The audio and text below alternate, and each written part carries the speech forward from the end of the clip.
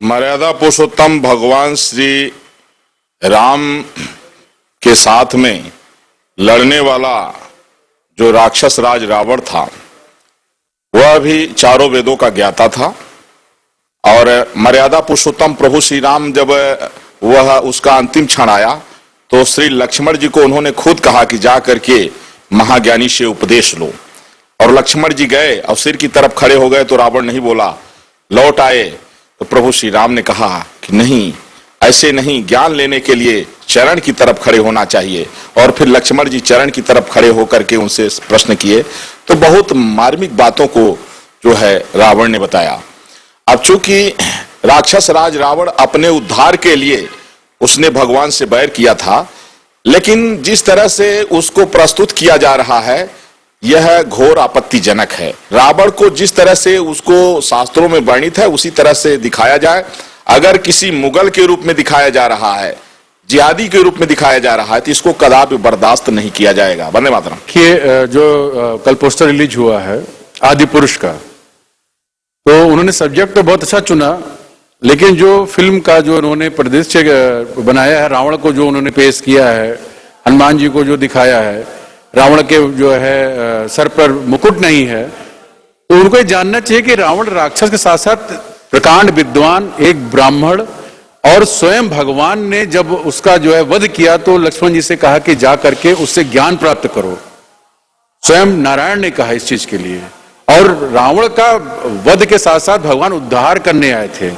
राजा भानु प्रताप के रूप में ही एक राजा हुआ करते थे जो जिन्होंने भगवान से वचन लिया था कि 3 जन्म मैं लूंगा और तीनों जन्म में आपको मेरा उद्धार करना पड़ेगा। जो रावण, कंस और हिरण्यकश्यप के रूप में इस पृथ्वी पर मृत्यु लोक में आए और भगवान उनका जो है उनको मोक्ष प्रदान करने के लिए भगवान को स्वयं अवतार लेना पड़ा। तो ये फिल्म वालों ने मजाक बना रखा है हिंदू धर्म का, हिंदुओं की आस्था का। जब जो चाहा, जैसे चाहा तैसे पेश कर दिया। पुष्प विमान को भी उसमें एक उसके रूप में दिखाया गया, एक चमगादड़ के रूप में दिखाया गया है। रावण को राम जी के हाथ से जो अंत प्राप्त करना था, इसलिए उसने सीता का हरण किया था। ये भी एक उसमें कथा है। और रामायण पढ़ते समय हम राम जी का जितना सम्मान करते हैं उतना भगवान राम जी ने रामेश्वरम में रावण के हाथों ही रामेश्वरम की स्थापना की हुई है। तो ये ब्राह्मण है और उसकी वजह से किसी भी प्रकार के आतंकी के रूप में उनको दिखाना यह पूरे हिंदू समाज के लिए एक दूषित ये है। और इस प्रकार का कोई किसी प्रकार का कार्यक्रम नहीं होना चाहिए। इस प्रकार हिंदू समाज उसको विरोध करते रहेगा। और अगर आतंकी है तो उनका अलग विषय है, अलग धर्म है।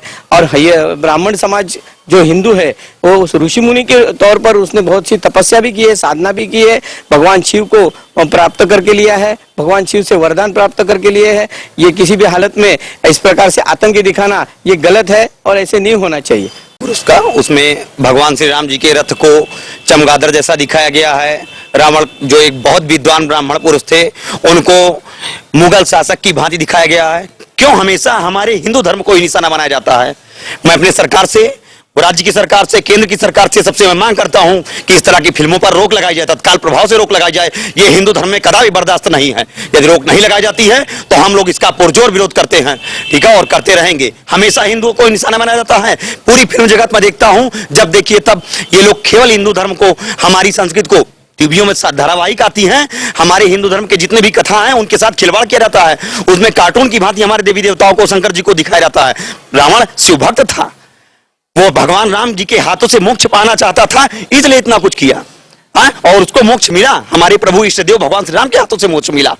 मर्यादा के साथ हो और धर्म के साथ हो और अपने इतिहास को, जो हम रामायण जिसको इतिहास अपना हम कहते हैं, उसके हिसाब से हो। और जो भी इतिहास में हमारे शास्त्रों में, पुराणों में और वेदों में लिखा है और जो तुलसीदास जी ने, वाल्मीकि जी ने जो लिखा है उसको ही हम उजागर करें।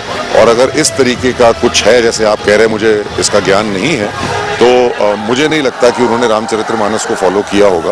और अगर किया है तो अच्छी बात है, अगर नहीं किया है तो उनको करना चाहिए। मैं उस बारे में कुछ टिप्पणी नहीं करना चाहता। अभी वो डायरेक्टर का क्या कॉन्सेप्ट है वो कुछ पता नहीं है। वो हो सकता है कि उसने रामायण पे बेस करके कुछ और स्टोरी बनाई हो, ऐसा भी हो सकता है। कि भाई वो जो कैरेक्टर है वो रावण ना हो, कोई और हो, ऐसा भी हो सकता है। अभी जब तक पिक्चर नहीं देखेंगे जब तक नहीं बोल सकते कुछ। लेकिन क्या रामायण का, अगर रामायण पर है तो क्या इस तरीके के रोल होने चाहिए? नहीं होने चाहिए, मेरे हिसाब से तो नहीं होने चाहिए, लेकिन अगर कुछ किया है उन्होंने तो फिर वो उनको एक्सेप्ट करना चाहिए। जो भी है देखेंगे पिक्चर, फिर पता चलेगा क्या है। रावण बहुत बड़े ज्ञानी थे, बहुत बड़े म्यूजिशियन थे, और उन्होंने सिर्फ राइटर थे, पोएट थे, मतलब कलाकार थे, और शौर्य थी, वीरता थी, सब कुछ था। अहंकार और अभिमान ने वो उनको ले डूबा, क्रोध। जब तक पूरी पिक्चर नहीं देखता तब तक मैं डिसाइड नहीं करता, लेकिन आपको समझना पड़ेगा, अगर आपने सच्ची ये दिखा रहे हो कि वो बजरंगबली बने हैं और वो रावण बने हैं, तो फिर तो बहुत गलत है। लेकिन अगर वो फिल्म में कुछ और ही दिखाया है तो फिर ठीक है। आजकल पब्लिसिटी के लिए भी कई चीज़ें बहुत बना देते हैं, कई चीज़ें बोल देते हैं, तो हमें देखना पड़ेगा कि ये एग्जैक्ट क्या दिखाने की कोशिश कर रहे हैं। पहले ही खुद अपना दिमाग चला के हम उन्हें बुरा बोले, ये भी रॉन्ग है। लेकिन अगर ये ऐसे बने हैं तो फिर बहुत रॉन्ग है।